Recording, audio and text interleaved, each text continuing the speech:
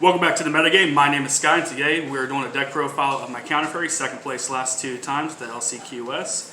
And today it's going to be the more money-friendly version without the new pot card and, of course, the Parshaft card. So we're just going to go into it. You can pretty much build this with just 3 copies of the structure deck, by the way.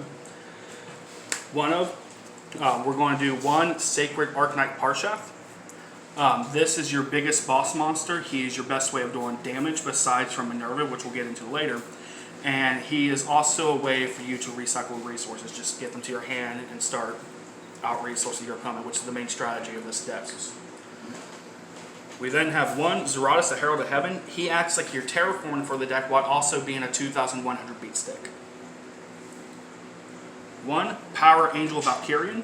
What Valkyrian does is that she, instead of adding counter traps to your hand, every time you negate a card effect, she will add a fairy to your hand in order to allow you to recur more resources on your following turns.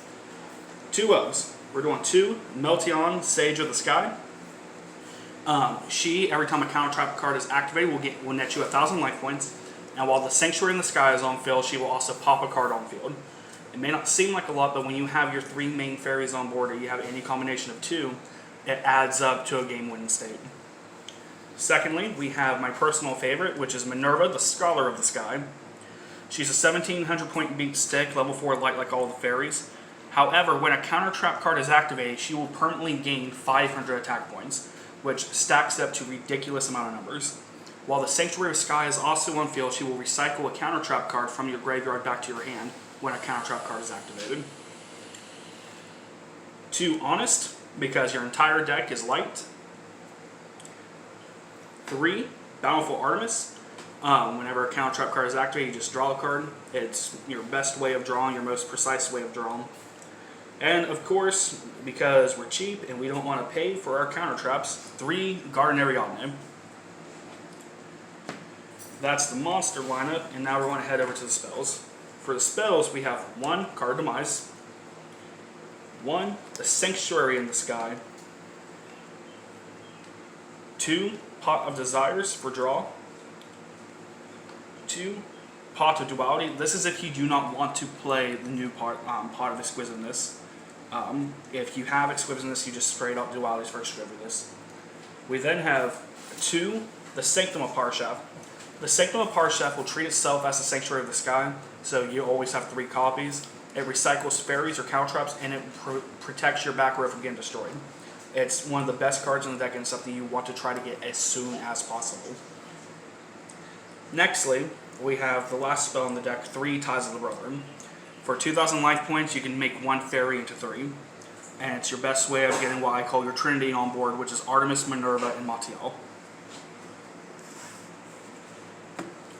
Then moving on to traps, the main focus of the deck, we play 1 Grand Horn of Heaven. This is a trap card a lot of counter fairies don't play. When a card would be special summoned, your opponent draws a card, you plunge them straight into their battle phase. It's a great way to prevent you from taking damage if you both start with empty boards. We're then going with 1 Solemn Warning and 2 Storming Mirror Force. Storm Mirror Force is the only non-counter trap card we play in this deck. 2 Ultimate Providence. Ultimate Providence is pretty much a solemn judgment as long as you have a card of the same type to discard.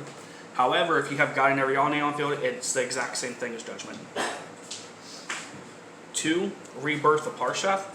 You reveal 1 counter trap, pay 1,000, and it negates any kind of effect you can think of, and it also summons a Parshaft from either your deck or your extra deck.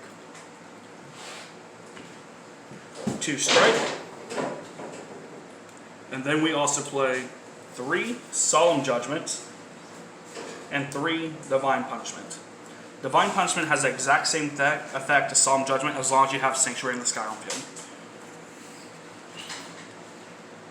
Next, we're going to go into the extra deck, which is the least important part of this deck because it's not the Parshaft version. However, the ones you do go into the most are Baguska, Abyss Dweller, and Castell.